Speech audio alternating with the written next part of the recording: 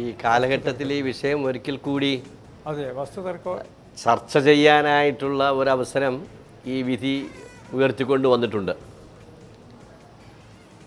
Justice ചിദംബരേഷിൻ്റേതാണ് ആ വിധി. അതൊരു ഡിവിഷൻ ബെഞ്ചിൻ്റെ വിധിയാണ്. Justice Harilal and justice Chidambaresh. Sreenarayana ഗുരുവിൻ്റെ പ്രതിഷ്ഠ, ആ ഗുരുമന്ദിരത്തിൽ ശ്രീനാരായണ ഗുരുവിൻ്റെ ഡയറ്റിയാണ് ഇൻസ്റ്റാൾ ചെയ്തിരിക്കുന്നത്. അപ്പോൾ ഡയറ്റി ഇൻസ്റ്റാൾ ചെയ്തിരിക്കുന്ന സ്ഥിതിക്ക് ആ അസറ്റ്, ആ പ്രോപ്പർട്ടി അതൊരു ഡിബറ്റർ പ്രോപ്പർട്ടിയാണ്. അതല്ലെന്നുണ്ടെങ്കിൽ ഇങ്ങനെ ലേലം ചെയ്യാനോ പിടിക്കാനോ ഒന്നും കഴിയില്ല എന്ന മട്ടിലുള്ള വാദങ്ങൾ ഉന്നയിച്ചപ്പോൾ ശ്രീനാരായണ ഗുരു ഒരു അവതാരമാണോ ദൈവമാണോ എന്ന വിഷയം കോടതിക്ക് പരിശോധിക്കേണ്ടതായിട്ട് വരികയും കോടതി ഇതിനു മുൻപുള്ള വിധികളെ ആശ്രയിച്ചുകൊണ്ട് തന്നെ അത് ഒരു ദൈവമാണ് എന്ന സങ്കല്പത്തിലേക്ക് എത്താൻ കഴിയില്ല എന്ന് വിധിക്കുകയും ചെയ്തിരിക്കുക. എനിക്ക് തോന്നുന്നു ഈ കാലഘട്ടത്തിൽ ഇപ്പോൾ ഗുരുക്ഷേത്രങ്ങളാണ് പണിയുന്നത്. SNDP യോഗത്തിൻ്റെ ശാഖകളും യൂണിയനുകളും പണി കഴിച്ചുകൊണ്ടിരിക്കുന്നത് ശ്രീനാരായണ ഗുരുക്ഷേത്രങ്ങളാണ്. 2004 ശേഷമാണ് ഈ ഗുരുമന്ദിരങ്ങൾ സ്ഥാപിക്കുന്നതിന് പകരം ഗുരുക്ഷേത്രങ്ങൾ സ്ഥാപിക്കുക എന്ന് പറയുന്ന നിലപാടിലേക്ക് മാറിയത്. 2004 SNDP യോഗത്തിൻ്റെ മുഖ്യധാരയിൽ നിന്നും ഞാൻ മാറുന്നതുവരെയുള്ള കാലത്ത് ഞാൻ ധാരാളമായി കേരളത്തിൽ അങ്ങോളം ഇങ്ങോളം ഗുരുമന്ദിരങ്ങൾ ഉദ്ഘാടനം ചെയ്യുകയും ഗുരുമന്ദിരങ്ങളുടെ പ്രതിഷ്ഠാകർമ്മങ്ങളുമൊക്കെ ആയിട്ടൊക്കെ ബന്ധപ്പെടുകയൊക്കെ ചെയ്തിട്ടുണ്ട്. ഒരിടത്തും ഗുരുമന്ദിരം എന്നല്ലാതെ ഗുരുക്ഷേത്രം എന്ന് പറഞ്ഞ് ഒരു പ്രതിഷ്ഠാകർമ്മവും 97 മുതൽ 2004 വരെയുള്ള SNDP യോഗത്തിൻ്റെ ഔദ്യോഗിക ഭാരവാഹിയായിരുന്ന കാലത്ത് ഉണ്ടായിട്ടുള്ളതായിട്ട് എൻ്റെ ഓർമ്മയില്ല. ഉണ്ടായിട്ടില്ല എന്ന് തന്നെ എനിക്ക് തീർത്തും പറയാം. 2004 ശേഷം ഇനി ഗുരുമന്ദിരങ്ങളല്ല, നമുക്ക് ഗുരുക്ഷേത്രങ്ങളാണ് വേണ്ടത് എന്ന് SNDP യോഗം തീരുമാനിക്കുക ചെയ്തത്. അത് എന്തടിസ്ഥാനത്തിലാണ് അങ്ങനെ ഈ ഗുരുമന്ദിരങ്ങളെന്ന് മാറ്റിക്കൊണ്ട് ഗുരുക്ഷേത്രങ്ങളെന്നാക്കിയത് എന്നെനിക്കറിയത്തില്ല. ഏതായാലും ശ്രീനാരായണ ഗുരുവിനെ ദൈവമായി കണക്കാക്കുന്ന വിധത്തിൽ എൻ്റെ കുടുംബത്തിൽ പഠിപ്പിച്ചിട്ടില്ല, എൻ്റെ മാതാപിതാക്കൾ പഠിപ്പിച്ചിട്ടില്ല.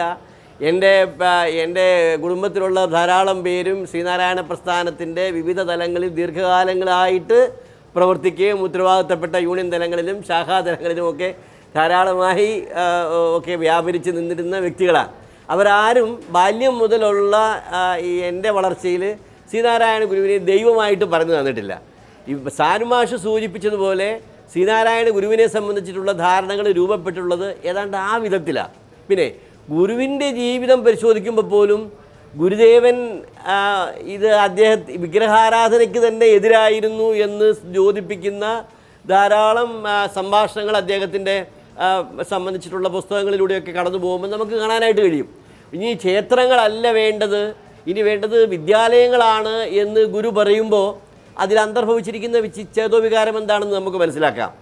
എന്ന് തന്നെയല്ല, ഇനി ഒരിക്കൽ നടരാജഗുരുവുമായിട്ടുള്ള ഒരു സംഭാഷണം ഒരിക്കൽ പറഞ്ഞത് ഞാൻ എവിടെയോ വായിച്ചത് ഓർമ്മിക്കുകയാണ്. ശിവഗിരിയിൽ ശാരദാമഠത്തിനടുത്ത് നിൽക്കുമ്പോൾ ഒരു ഭക്തൻ രാവിലെ 7 മണിക്ക് വന്ന് ശാരദാമഠത്തിൽ പൂജിച്ച് തൊഴുതെല്ലാം കഴിഞ്ഞിട്ട് ഗുരുവിൻ്റെ ഒരു ചിത്രം അല്പം മാറി വെച്ചിരിക്കുന്നിടത്ത് പോയി നമസ്കരിക്കുകയും അവിടെ ഈ കർപ്പൂരം ഒഴിയുകയും ഒക്കെ ചെയ്യുന്നുണ്ടായിരുന്നു.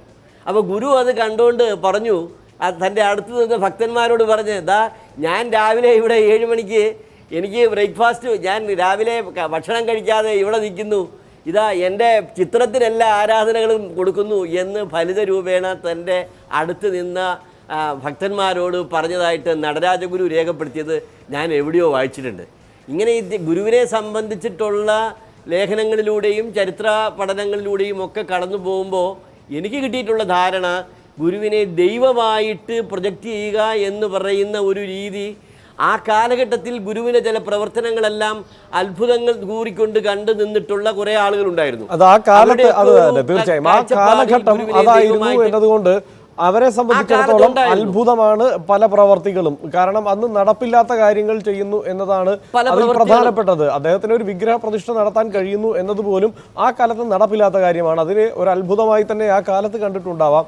പക്ഷേ അത് പുതിയ കാലത്തേക്ക് വരുമ്പോൾ അതിൻ്റെ എല്ലാം പേരിൽ മാത്രം അദ്ദേഹത്തെ ആഘോഷിക്കുന്നു, അല്ലെങ്കിൽ അദ്ദേഹത്തെ ഒരു ദൈവമായി പ്രതിഷ്ഠിക്കുന്നു എന്നതിലാണ് പ്രധാനമായും നമ്മുടെ ചർച്ച നിൽക്കുന്നതും. ഞാൻ താങ്കളിലേക്ക് തിരിച്ചു വരാം. പ്രൊഫസർ MK സാനു, നേരത്തെ ഇത് സംബന്ധിച്ച് ചർച്ചയിൽ പങ്കെടുത്തുകൊണ്ട് അഡ്വക്കേറ്റ് AN രാജൻ ബാബു പറഞ്ഞ വിഷയത്തിലേക്ക് തന്നെ താങ്കൾക്ക് വരാൻ കഴിഞ്ഞാൽ, ഈ നിലയ്ക്ക് ഉപനിഷത്തുകളൊക്കെ എടുത്തു പറഞ്ഞുകൊണ്ട് ഒരു ദൈവമായി വേണമെങ്കിൽ വ്യാഖ്യാനിച്ച് വയ്ക്കാം. അത് ആരെയും പ്രവൃത്തിയിൽ ഓരോ വ്യക്തികളുടെയും പ്രവൃത്തിയെ ചൂണ്ടിക്കാട്ടിക്കൊണ്ട് നമുക്ക് ആ നിലയ്ക്ക് ദൈവമായി വ്യാഖ്യാനിച്ചെടുക്കാൻ പറ്റും. ശ്രീനാരായണ ഗുരുവിനെ ആ നിലയ്ക്ക് ലളിതമായി വ്യാഖ്യാനിച്ചെടുക്കാൻ കഴിയുമോ? അതെ,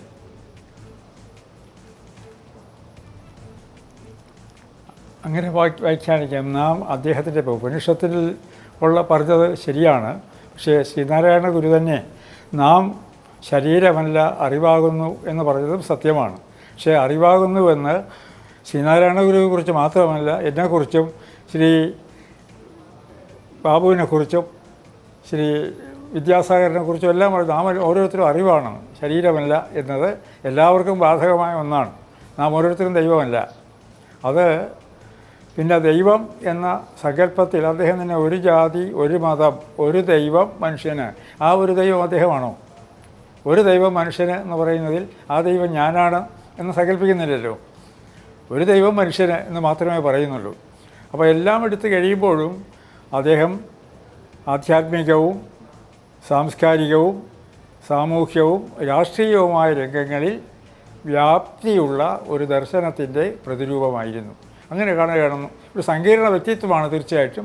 അതിൽ വൈരുദ്ധ്യങ്ങൾ കാണാം, അതെല്ലാ വലിയ ജീവിതങ്ങളിലുണ്ടാകും. ആ നിലയിൽ ഇന്നത്തെ കോടതി വിധി വളരെ പ്രസക്തമാണ്.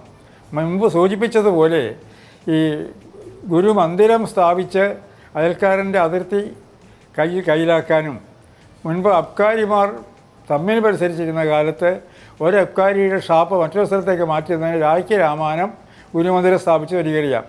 ഞാൻ MLA ആയിരിക്കുന്ന ഘട്ടത്തിൽ നായനാരുടെ മുമ്പാകെ ഈ പ്രശ്നം വന്നു. ഈ വന്നപ്പോഴത്തേക്കും അന്വേഷിച്ചപ്പോൾ അറിഞ്ഞ ഇതാണ്, അയാളുടെ ഷാപ്പ് പൊളിപ്പിക്കുന്നതിന് വേണ്ടി രായ്ക്ക് രാമാനം ഒരു ഗുരുമന്ദിരം സ്ഥാപിച്ചു, അതിനാവശ്യമായതെല്ലാം. അപ്പോൾ ഞാൻ ഫലിതത്തിൽ പറഞ്ഞത്, ഇനി ഗുരുമന്ദിരത്തിൽ കള്ള് ഷാപ്പിൽ നിന്നും ഇത്ര അടി അകലെ മാത്രമേ ഗുരുമന്ദിരം സ്ഥാപിക്കാവൂ എന്നൊരു തീരുമാനം എടുത്താൽ മതി എന്നാണ്. ഞാൻ വെറുതെ പറഞ്ഞതാണ്. അത് ഞാനിപ്പോൾ ഓർമ്മിച്ചു പോകുന്നു, അത്രയേ ഉള്ളൂ. ഇത് സമൂഹത്തിൽ ചൂഷണം ചെയ്യുന്നതിനും മനുഷ്യരെ അന്ധവിശ്വാസികളാക്കുന്നതിനും ആ അന്ധവിശ്വാസം മുതലെടുത്ത് ധനവും അധികാരവും നേടുന്നതിനും നിക്ഷിപ്ത താല്പര്യക്കാർ ഉണ്ടാക്കിയ ഒന്നാണ് ഞാൻ ഗുരു ദൈവമാണ് എന്ന സങ്കല്പം. തീർച്ചയായും. അഡ്വക്കേറ്റ് എൻ രാജൻ ബാബു, വളരെ കൃത്യമായി അനുഭവമാണ് പ്രൊഫസർ MK സാനു മുന്നോട്ട് വച്ചത്. ആ നിക്ഷിപ്ത താല്പര്യക്കാരാണ് ഇത്തരത്തിൽ കഴിഞ്ഞ കുറച്ച് കാലം കൊണ്ട്, ഒരു 1/4 നൂറ്റാണ്ട് കൊണ്ട് ശ്രീനാരായണ ഗുരുവിനെ ദൈവമാക്കിയത് എന്ന് വ്യക്തമായി അദ്ദേഹത്തിന് പറയാനും കഴിഞ്ഞിട്ടുണ്ട്. അതുതന്നെയല്ലേ ശരി? കാരണം അതിന് മുമ്പുണ്ടായിരുന്ന ഒരു സങ്കല്പമല്ല ശ്രീനാരായണ ഗുരുവിനെക്കുറിച്ച്. ഇപ്പോൾ എൻ്റെയൊക്കെ ചെറുപ്പത്തിൽ തന്നെയാണെങ്കിലും സ്കൂളിൽ പഠിക്കുന്ന ഒരു ശ്രീനാരായണ ഗുരു അന്ന് നമ്മൾ മനസ്സിലാക്കുന്ന ശ്രീനാരായണ ഗുരു അല്ല ഇപ്പോൾ ഈ കാലത്ത് നമ്മൾ മനസ്സിലാക്കുന്ന ശ്രീനാരായണ ഗുരു. കാരണം ചുറ്റും നമ്മൾ കാണുന്നത് ദൈവമായി ശ്രീനാരായണ ഗുരുവിനെ കണ്ട് അവതരിപ്പിക്കുന്നതാണ്. അത് നിക്ഷിപ്ത താല്പര്യം തന്നെയാണ് എന്ന് വ്യാഖ്യാനിക്കാവുന്ന, അല്ലെങ്കിൽ എന്ന് കൃത്യമായി തെളിവോടെ പറയാവുന്ന സാഹചര്യം ഇപ്പോഴുണ്ട് താനും.